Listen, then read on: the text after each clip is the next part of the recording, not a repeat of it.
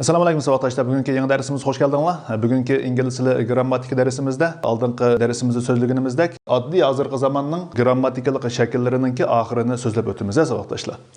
Qaraydigan bo'lsak, biz aldinqi dersimizde addiy hozirqi zaman, ya'ni present simple tense deganimiz bu ingliz tilidagi asosli bo'lgan zamonninki pېئىللىق ya'ni bu harakatsiz pe'il deganimiz bu pېئىللىق grammatikalik shakllarni so'zlab o'tgan edik. Va ishlatilish usullarini qayerlarda ishlatilganligimiz degandek shu to'g'riliq ma'lumot berib o'tgan edik.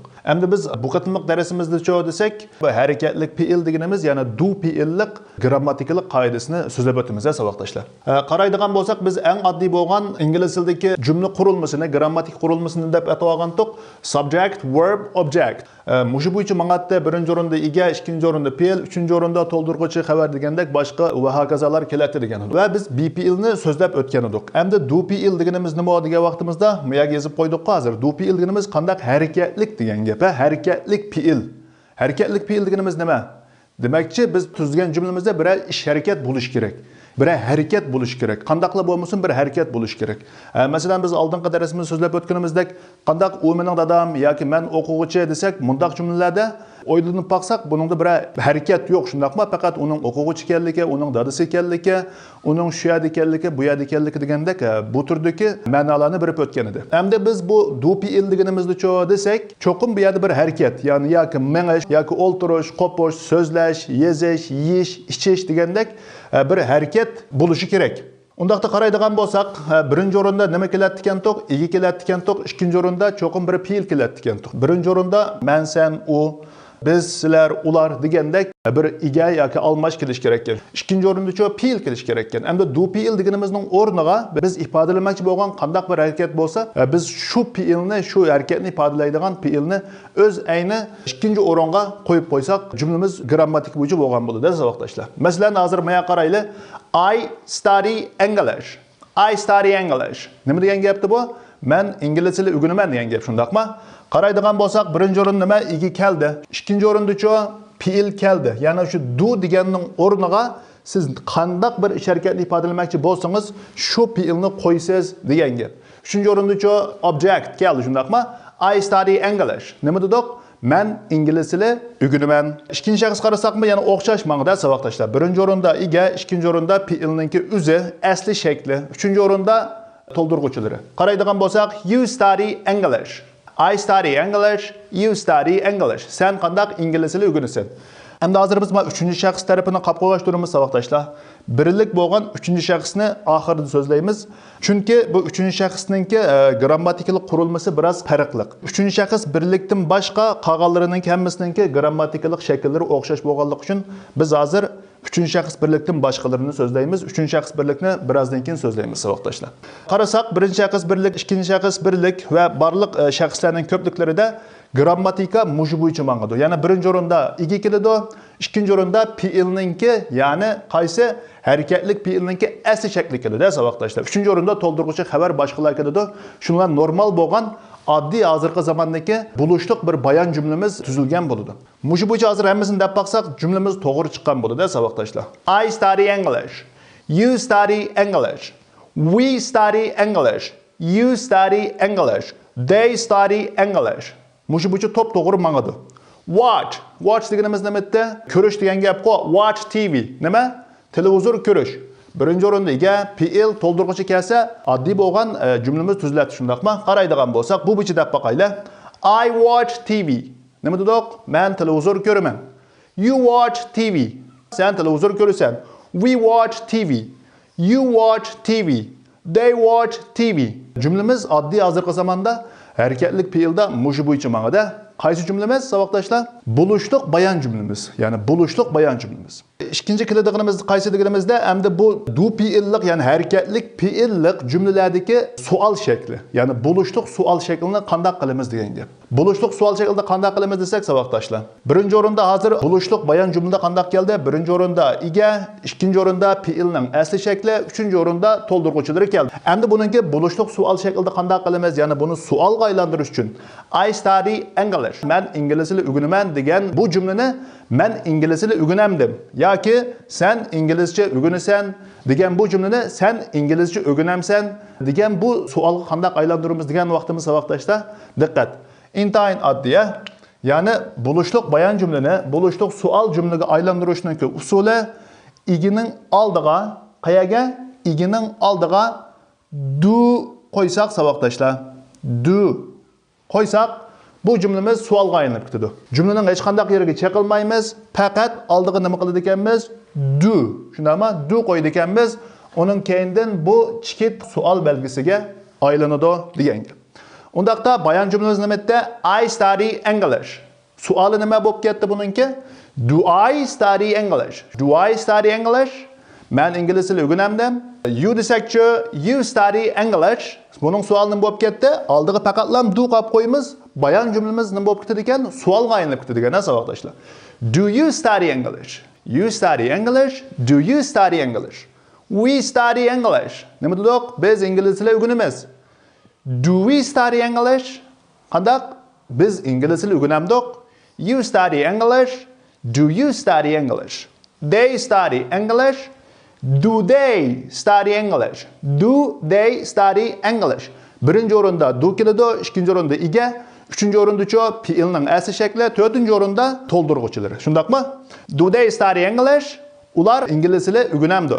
Shundaqmi savoqdoshlar? Mushu bo'yicha qanchalik siz pey'il bilsangiz, harakatlik pey'ildan qanchalik bilsangiz, mushu grammatika bo'yicha qo'ysangiz, bu jumlangiz mushu bo'yicha tuzilib ketdi degan gap. Ya'ni buning o'rniga 100 ming qanchalik pey'il bilsak, savoqdoshlar, qanchalik pey'il bilsak, mushu grammatika bo'yicha bo'lishliq bayan jumlada birinchi o'rinda qandaq, ega, ikkinchi o'rinda pey'ilning asl shakli va to'ldiruvchilarini qo'ysak, sual jumladacha oldiga qandaq faqat do'ni chiqib, shundaqmi? Shu bayan jumlamizni o'z pati akab qo'ysak, bu bayan jumlamiz nima bo'lib ketadi ekan?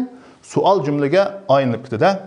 Endi shu uchinchi qilib so'zlaydiganimiz buluşluq cümleni bulussizga aylantirish, ya'ni inkor qilish. Ya'ni bir bo'ladigan ishni qandaq biz bo'lmaydi deyish. Masalan, qandaq I study English. Men ingliz tili o'rganaman.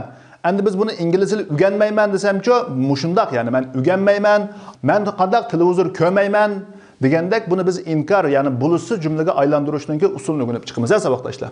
Qaraydigan bo'lsak, biz buluşluq bayan jumla qanday qiladi ekanmiz? Birinchi o'rinda ega, ikkinchi o'rinda pey'ilning asl shakli, uchinchi o'rinda to'ldiruvchilari. Shundaqmi? Qaraylar, buluşluq bayan jumlani biz bulussiz bayan jumlaga aylantirish uchun qaraylik savoqdoshlar. Igining keyniga qaraylar. Nima qo'ydik ekanmiz? Do not. Shundaqmi? Do not. I do not study English. Nima? Men ingliz tili o'rganmayman. You do not study English. Qandaq? Sen ingliz tili o'rganmaysan degandek, igi bilan nimaning o'rtasiga? Pey'ilning o'rtasiga, igi bilan pey'ilning o'rtasiga do not. Ya'ni bu qisqartirilib normalda qandaq? Don't. Don't. Don't. I don't study English. You don't study English. We don't study English. You don't study English. They don't study English. Yani biz buluşluq cümleni bulussizga aylantirish uchun savoqdoshlar, igi bilan pey'ilning o'rtasiga nima qo'ydik ekanmiz? Don't, yani do not. Do not qo'ysak, igi bilan pey'ilning o'rtasiga biz bayan jumlamizniki qandaq inkor, yani bulussiz shaklni yasagan bo'lamiz. Yani hozirgacha biz so'zlab o'tgan buluşluq bayan jumla, buluşluq qandaq sual jumla va bulussiz bayan jumla degan bu grammatikalik qoidalarimiz qayerda ishlaydi hozir? Birinchi shaxs birlik, ikkinchi shaxs birlik va barliq shaxslarning ko'plik shakllarida ishlaydi. Hozir biz davatgan qoidalar. Faqat qonunda ishlamaydi, uchinchi shaxs birlikda ishlamaydi. Buni biz keyin so'zlaymiz dedi, savoqdoshlar. Qaraydigan bo'lsak savoqdoshlar, biz hozir bayan jumla o'rgandik. I study English. Iga pey'il xabar. Buningki suolichi bu bayan jumlaningki oldiga biz bir tal qandaq do chiqib qo'ysak, shundaqmi? Biz bu bayan jumlamiz savolga aylanib ketadi ekan. Do I study English? Do I watch TV? Do you watch TV deganimizdek. Ondan keyin buni bulussiz bayan jumlaga, ya'ni inkor bayan jumlaga qandaq aylantirib o'tganmiz degan vaqtimizda igi bilan pey'ilning o'rtasiga qandaq do not, ya'ni don't qo'yish orqali inkor, ya'ni bulussiz bayan jumla yasab chiqdi ekanmiz. Endi to'rtinchi qilib so'zlaydiganimiz nima degan vaqtimizda savoqdoshlar? Endi bulussiz sual, ya'ni bulussiz sual shaklini o'rganamiz. Endi bu bulussiz sual deganimiz nima degan vaqtimizda buning uyg'urcha tarjimasi mundaq chiqadi savoqdoshlar. Qaraylar. Buluşluq sualda qandaq chiqadi buning tarjimasi? Do you watch TV? Qandaq sen televizor ko'ramsan desak bu bo'lۇشلۇق sual deymiz buni. Endi bo'lۇشsىz sual deganchi, agar Uyg'urcha mundaq bo'lsa, sen televizor ko'rmamsan. Sen televizor ko'rmamsan. Sen ingliz tili o'rganmamsan degandek bu turli sual so'rasak qandaq so'raymiz degan vaqtimizda savoqdoshlar. Qaraylar, diqqat. Biz bo'lۇشsىz, ya'ni inkor bayon shaklini o'rgandik shundaqmi? I don't study English dedik. Qanday qildik? Igi bilan fe'ilning o'ttirisiga don't, ya'ni do not qo'ydik. Faqat shu don't yoki do not degan bilan savoqdoshlar igining o'rnini almashtirib qo'ysak, biz bo'lۇشsىz sual so'rgan bo'lamiz. Ya'ni igi bilan qisqartirib aytganda savoqdoshlar, igi bilan don't bu ikkisining o'rni o'zgaraydi. Undaqda deb baqaylar, ya'ni bo'lۇشsىz sual jumla shaklida jumlalarni deb baqaylar. Don't you watch TV? Don't you watch TV? Nima dedik? Sen televizor ko'rmamsan. Don't you study English? Qandaq? Sen ingliz tili o'rganmamsan. Don't we study English? Biz ingliz tili o'rganmamdik. Don't they study English? Ular ingliz tili o'rganmamdi degandek bu inkor ya'ni bo'lۇشsىz sual shakli oddiy hozirgi zamonda mushu bo'yicha bo'ladi savoqdoshlar. Grammatikamizni bir yig'inchoqlab o'tamiz savoqdoshlar. Biz hozirgi zamondanki du peyillik ya'ni harakatlik peyil deganimiz bu grammatikalik shaklninki 4 xil shaklni so'zlab o'tgan bo'ldik. Qandaq? Bo'lۇشلۇق bayon jumla, bo'lۇشsىz bayon jumla, bo'lۇشلۇق sual jumla va bo'lۇشsىz sual jumla deganimizdan iborat 4 xil jumla shaklini o'rganib o'tgan bo'ldik savoqdoshlar. Birinchisida bo'lۇشلۇق bayon jumla qanday bo'ladi ekan?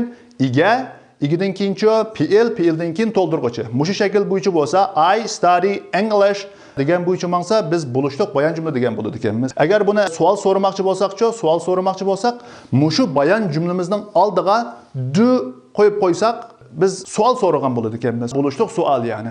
Do you study English? Uchinchi qilibchi buningki bo'lۇشsىz bayon jumla shakli qanday bo'ladi degan vaqtimizda-chi, igi bilan fe'ilning o'ttirisiga, shundaqmi? Igi bilan fe'ilning o'ttirisiga nima qo'ydik ekanmiz? Don't, ya'ni do not qo'ysak, nima bo'ladi ekan bu? Bo'lۇشsىz, ya'ni inkor jumla bo'ladi ekan. I study English, I don't study English. I watch TV, I don't watch TV deb misollarni olgan bo'ldik savoqdoshlar. Endi 4-chi kelibchi degan vaqtimizda bo'lۇشsىz sual shakli qanday bo'ladi degan vaqtimizda igi bilan fe'ilning o'ttirisi qo'yilgan don't yoki do notni qanday qiladi ekanmiz? Igining oldiga chiqib qo'ysak, shundaqmi? Yoki igi bilan ikkisining o'rnini almashtirib qo'ysak, biz qanday qilgan bo'ladi ekanmiz? Bo'lۇشsىz sual so'rgan bo'ladi ekanmiz. Masalan, qandaq? Don't you study English? Nima dedik? Sen ingliz tili o'rganmamsan. Don't they watch TV? Ular televizor ko'rmamdi degandek biz bo'lۇشsىz sual shakllarini o'rganib o'tgan bo'ldik va hozir bizningki bu barliq degan grammatikalik qoidalarimiz qayerga ishlaydi hozir? 3-chi shaxs birlikdan boshqa barliq shaxslarga ishlaydi, o'rtaq. 3-chi shaxs birlikdan boshqa, ya'ni u degan he, she, it degandan boshqa barliq shaxslarga grammatikalik bizningki qoidamiz mushu bo'yicha savoqdoshlar. Endi biz bu oddiy hozirgi zamonning bu 3-chi shaxs birlikdagi du peyillik grammatikalik qoidasi qaraydigan bo'lsak savoqdoshlar, amaliyotda bu 3-chi shaxs birlikdimi oddiy hozirgi zamonda bu grammatikalik qurilmasi boshqa 1-chi, 2-chi shaxs va ko'plik shaxslar bilan o'xshash, ya'ni asosiy jihatini, ya'ni ega, fe'il va to'ldiruvchininki kelish o'rni 1-chi o'rinda ega, 2-chi o'rinda fe'il, 3-chi o'rinda biz to'ldiruvchi degandek bu grammatikalik qurilmasi o'xshash. Endi faqatlam buningki o'xshamaydigan yeri qaysi deganimizda bu 3-chi shaxs birlik, ya'ni he, she, it, ya'ni u deb tarjima qilinadigan jumlalarimizda o'xshamaydigan yeri qaysi desak savoqdoshlar. 1-chi shaxs, 2-chi shaxs birlik va barliq ko'plik shaxslarda biz nima degan edik? Fe'ilninki, ya'ni asli shakli degan. Study bo'lsa study, watch bo'lsa watch. Shu bo'yicha. Endi bu 3-chi shaxs birlikda o'xshamaydigan yeri qaysi desak, biz 3-chi shaxs birlikda bu fe'illarni o'z peti akamasdan oxiriga as, es, ies degandek qo'shimchalarni qo'shib shu bo'yicha ishlatamiz. Buningki boshqa shaxslardan bo'lgan farqi shu, ya'ni 3-chi shaxs birlikninki bo'lgan farqi. Endi biz buningki farqlariga qarab chiqaylik. Qaraydigan bo'lsak biz nima dedik? 3-chi shaxs birlikda fe'il asli shaklda kelmasdan oxiriga bu qo'shimchalar qo'shilib shu bo'yicha ishlatamiz degan edik. Undaqda buni qandaq vaqtda s qo'shimiz, qandaq vaqtda es qo'shimiz va qandaq vaqtda IES qo'shimiz degan kelimiz savoqdoshlar. Asli qaraydigan bo'lsak, mayada bir qanchalagan harflar bor. Qarayli savoqdoshlar. Sh, Ch, O, S, SS, X degandek bir qanchalagan harflar bor. Undaqda diqqat savoqdoshlar. Undaqda diqqat. Agar bir fiil bu harflar bilan oxirlashsa, qanday qilsa? Agar bir fiil bu harflar bilan oxirlashsa, biz üçüncü şəxs birlikdə, yəni he, she, it degan bu cümlələrdə bu pe'illarni öz peti işlətməsdən axırığa es qoşumçusu qoş arqılıq şu boyunca işlətimiz savoqdaşlar. Tushunishlik bo'ldi? Qayta takrorlaylar. Agarda bir pe'ilning oxirisi bu harflar bilan oxirlashsa, biz üçüncü şəxs birlikdə pe'illarni öz peti işlətməsdən qandaq axırığa es qo'shimchisi qo'shib shu bo'yicha muomala qilamiz. Qaraydigan bo'lsak, go deb baqayli. I go to school. Nima dedik? Men maktabga boraman. Undaqda uchinchi shaxsga kelgan vaqtida he, she, it kelib qolgan vaqtida bu go. Keyin qarasak o mayada bormi? Bor. O bilan oxirlashganligi uchun buning keyiniga biz qo'shimcha qo'shamdik, qo'shimiz. Qaysi qo'shimchini? Asmu, esmu, iesmu. Qaraydigan bo'lsak, o deganimiz mayada bor. Bu yerda bo'lsa keyiniga nima qo'shatdik? Shuni shundoqlam akab qo'ylar. Es qo'shatdik. Shunalar nima bo'lib ketdi? Goes. Shundaqmi? I go to school. U desakcho, he goes to school. I wash. Men yuyman. U desakcho, he washes. Wash keyiniga es. Oxirisi nima bu fe'lninki? Shundaqmi? Shu bu yerda bormi? Bor. Shundaq bo'lgandan keyin oxirisi qanday bo'ldi buningki? Es qo'shilgan bo'ldi savoqdoshlar. Keyin qarasaqcho miss degan nima edi? Sig'inish degan gap. I miss my father. Nima dedim? Men dadamni sig'inaman. Agar buni uchinchi shaxs birlikda desakcho he miss s bilan oxirlashdi. S bilan oxirlashsa uchinchi shaxs birlikda qanday qilatdik? Keyiniga es qo'shimchisi qo'shatdik. Undaqda nima deymiz buni? He misses his father. U dadasini sig'inadi deb mushu bo'yicha olamiz savoqdoshlar. Hamda ikkinchi qilib s qo'shishning qoidasi qandaq deganimizda, agar bir fiil y harfi bilan oxirlashib, oldida bu so'ziq tovushlar kelmay, uzuk harflar, uzuk tovushlar kelib qolsa, biz diqqatda bu y'ni o'chirib o'tib, s qilib yozib, oddiy hozirqi zamonda fiillarning uchinchi shaxs birlikdagi shaklini yasaymiz. Tushunishlik? Ya'ni agar bir fiil y bilan oxirlashib, oldida so'ziq tovushlar kelmay, qandaq tovushlar kelsa, ya'ni uzuk tovush, uzuk harflar kelsa, biz bu y'ni o'chirib o'tib, s qilib shu bo'yicha yozamiz. Shuya qaraylar savoqdoshlar. Apply degan nima edi? Iltimos qilish. I apply for the visa. Nima dedim? Men vizaga iltimos qilaman dedim, shundaqmi? Uchinchi shaxs kelgan vaqtida-chi, nima deymiz undaqda biz buni? He applies for a visa. U vizaga qanday qiladi? Iltimos qiladi. Va qaraydigan bo'lsak, apply deganimiz bu harf qanday bo'ldi? Y bilan oxirlashdi. Y'ning oldidagi uzuk tovushmi, so'ziq tovushmi shuni qaraymiz. Qarasak, bu uzuk tovush ekan, shundaqmi? Uzuk harf. Uzuk harf bo'lgan ekan, biz qanday qildik? Bu y'ni o'chirib o'tib, s qilib o'zgartirdik, shundaqmi savoqdoshlar? He applies for visa. U vizaga iltimos qiladi.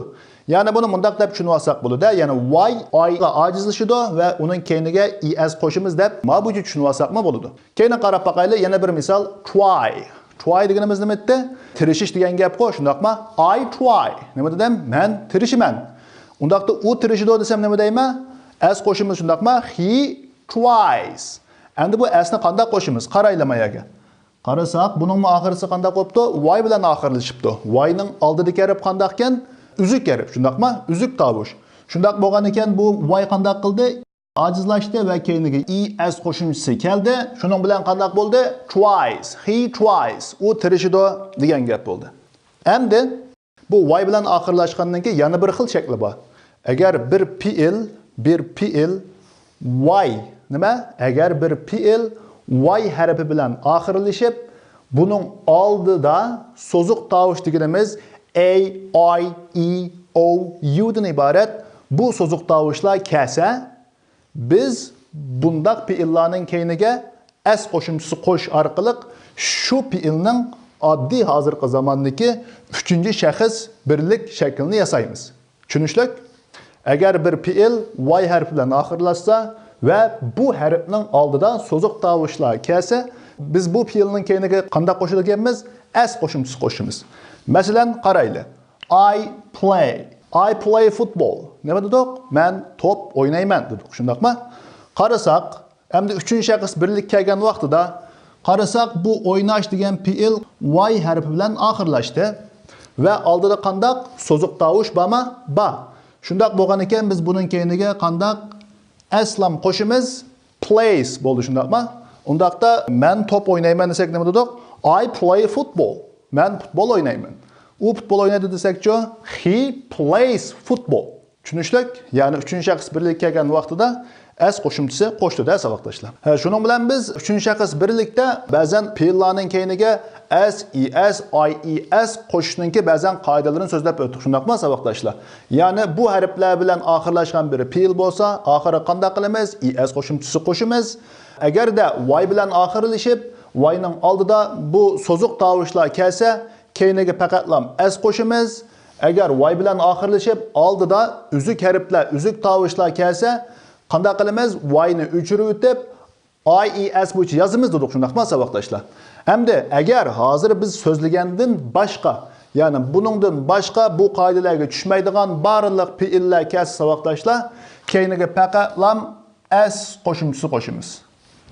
Tushunishlik? Agarda bir fe'il biz hozir so'zlab o'tganimizdek bu qoidalarga tushmagan sharoitda biz har qanday fe'ilning keyiniga faqat aslam qo'sh arqılıq oddiy hozirgi zamonning 3-shaxs birlikdagi fe'illarning muvofiq shaklini shu bo'yicha yasaymiz. Shu bo'yicha o'zgartimiz, shu bo'yicha yasaymiz savoqdoshlar. Oddiy hozirgi zamonda 3-shaxs birlikda fe'illarningki oxiriga as yoki es, ies qo'shish qoidalari mushu hozir deb o'tganimizdek savoqdoshlar. Endi biz buningki bu qoidalarini o'rganib o'tgan bo'ldik. Biz endi buni jumlaning ichida ishlatib boqayli. Ya'ni bo'luşluq jumla, qandaq sual jumla, uning keyindan bolushsiz jumla, bolushsiz sual jumla degan buningki bu xil shakllari qandaq bo'ldi, buni qarab chiqaylik savoqdoshlar. Biz hozir bayan jumla shaklini yuqori deyilib o'tgandek o'rgangan bo'ldik. Masalan, qandaq bayan jumlada birinchi, ikkinchi shaxsda qandaq fe'ilning asli shakli kelsa, 3-shaxs birlikda qandaq qiladi ekan, fe'ilning keyiniga biz o'rgangan bu qoidalar bo'yicha as, es, ieslarning muvofiq shakllarini qo'shish orqali shu bo'yicha bayan jumlamizni yasaydi ekanmiz. Shundaqmi? I study English desak, 3-shaxs birlik kelsa, he studies English. He studies English. Qaraydigan bo'lsak, study deganimiz nima? Fe'ilning asli shakli. Keyin qarasak, y bilan oxirlashdi, shundaqmi? A qoidaga qarasak va y ning oldida qandaq uzuk harf bor, shundaqmi? Uzuk tovush. Shundaq bo'lsa qanday qilatdik? Y ni o'chirib o'tib, ies qilib yozatdik. Studies English bo'ladi bu. Undaqda he studies English desak, oddiy bo'lgan bir bayan jumla, ya'ni bo'luşluq bayan jumla biz tuzgan bo'ldik. He studies English. Ya'ni fe'ilning oxiriga as, es, ieslarning muvofiqini qo'yish orqali 3-shaxs birlikda biz oddiy hozirgi zamonga masaldagi fe'illarningki shaklini yasab chiqamiz savoqdoshlar. Bu hozir bo'luşluq bayan jumla shakli. Endi biz buni sual jumlaga qanday aylantiramiz desak, biz birinchi, ikkinchi shaxsda oldiga faqat qanday qilgandik? Du qo'ygandik savoqdoshlar. Endi buningda cho desak, biz igining oldiga du qo'ymasdan savoqdoshlar does qo'yamiz. Tushunishlik? Ya'ni biz igining oldiga du qo'ymasdan does qo'yamiz. Uning keyindan-cho biz bu yerga qo'shgan bu qo'shimcha savol so'rgan vaqtimizda bu kelmaydi, fe'ilning asli shakli keladi. Qanday qilgan vaqtimizda? Savol so'rgan vaqtimizda igining oldiga biz does qo'yamiz va keyinidan qanday 3-shaxs birlikda fe'ilning asli shakli keladi. Ya'ni bu har qanday bir as qo'shgan, es qo'shgan yoki ies qo'shgan bu qo'shimchilik shakli kelmaydi. Fe'ilning asli nima bo'lsa, shu bo'yicha keladi. Qanday vaqtda? Sual jumlada. Sual, ya'ni bo'luşluq sual jumlada does keladi, keyindan bu fe'ilningki asli shakli keladi savoqdoshlar. Ya'ni does he study English? Bo'luşluq bayan jumla desam nima dedim? He studies English deb keyiniga ies keldi. Sual so'rasaqchi, does he study English deb fe'ilningki asli shakli kelgan bo'ldi. Endi 3-cü qatımda nima degan vaqtimizda nima etdi? Bolushsız bayan cümle şekli. Yani bolushsız yani inkar bayan cümle şekli qandaq bo'ladi degan vaqtimizda savoqdoshlar, igi bilan pe'ilning o'tirisiga does not qo'yamiz. Does not. Bunun qisqartirilmasi doesn't bo'lib ketadi. Doesn't. Undaqda o ingliz tili o'rganuvchida desak nima dedik? Bolushluq bayan jumlada he studies English. Endi buningki inkar yani bolushsiz bayan jumla qandaq bo'ladi degan vaqtimizda he does not study English. Bununla diqqat qilsak does not yani bu bolushsiz bayan jumla kelgan vaqtida, yani does not kelgan vaqtida pe'ilning keyniga s, es, ies lar qo'shilmasdan pe'ilning asli shakli keladi. Qandaq vaqtda? Bolushsiz bayan jumlada. Yani he does not study English. He does not watch TV. Degandek bundaq jumlalarni desak, biz igi bilan pe'ilning o'tirisiga does not qo'yamiz va pe'ilning asli shakli keladi deb mushu bo'yicha bilib olsak bo'ladi. Birinchi, ikkinchi shaklni qanday qilgandik biz? Don't yoki do not deb bu bo'yicha olgandik. Buningdagi farqi biz does not qo'yamiz savoqdoshlar. Endi cho desak, 4-chi qoidamiz nima edi? 4-chi qoidamiz bolushsiz savol shakliti, ya'ni shundaqmi? Sen maktabda o'qimamsan, sen inglizcha o'rganmamsan degandek. Qaraydigan bo'lsak savoqdoshlar, 4-chi xil bolushsiz savol shakli, ya'ni inkor so'roq shakli qanday bo'ladi desak, igi bilan does not'ninki doesn'ning o'rnini almashtirib qo'yamiz, savoqdoshlar. Bu ikkisining o'rnini almashtirib qo'ysak, biz bolushsiz savol so'ragan bo'lamiz. Nima degani edik? He does not study English. He does not study English. U ingliz tili o'rganmaydi. Endi biz u ingliz tili o'rganmaydi desak nima deymiz? Bu ikkisining o'rnini, ya'ni igi bilan does not'ning o'rnini almashtirib qo'yamiz, savoqdoshlar. Does not he study English? Buning nima qandaq diqqat qilsak, pe'ilning asli shakli kelyapti, savoqdoshlar. Does not he study English? Nima dedik? U ingliz tili o'rganmaydi. Does not he watch TV? Qandaq u televizor ko'rmaydi. Does not he go to school? Qandaq u maktabga bormaydi degandek, birinchi o'rinda does not keladi, ikkinchi o'rinda ega, uchinchi o'rinda pe'ilning asli shakli, uning keyin to'ldiruvchi boshqalar keladi, savoqdoshlar. Uchinchi shaxs birlikdagi grammatikalik qoidamiz asosiyatan mushu, savoqdoshlar. Bu boshqa shaxslar bilan bo'lgan farqi nima desak, darsimizni yig'inchoqlagan vaqtimizda boshqa, ya'ni uchinchi shaxs birlikdan boshqa shaxslarda pe'illarning qanday qiladi ekan, asli shakllari keladi ekan. Bundan boshqa do va don't bu shakllari ishlatar ekanmiz. Uchinchi shaxs birlikda desak, bolushluq bayan jumla shaklimizda pe'illarni boshqa shaxslarga o'xshash asli shakli bo'yicha ishlatmasdan qanday qiladi ekanmiz? As, es, ies dan iborat muvofiq qo'shimchalarni qo'sh orqali shu bo'yicha shu shaklni ishlatar ekanmiz. Asosliq bilib olmoqchi bo'lgan nuqtalarimiz mushu savoqdoshlar. Darsimiz biraz uzurab qoldi. Shundaq bo'lsa-mu, savoqdoshlarga tushunishlik bo'lishini umid qilaman. Savoqdoshlarning darslarini yaxshi takror qilib, yaxshi o'zlashtirib, menga tilakdoshman. Kelajak qatımliq darsimizda ko'rishguncha hammanglar Allohga omonat.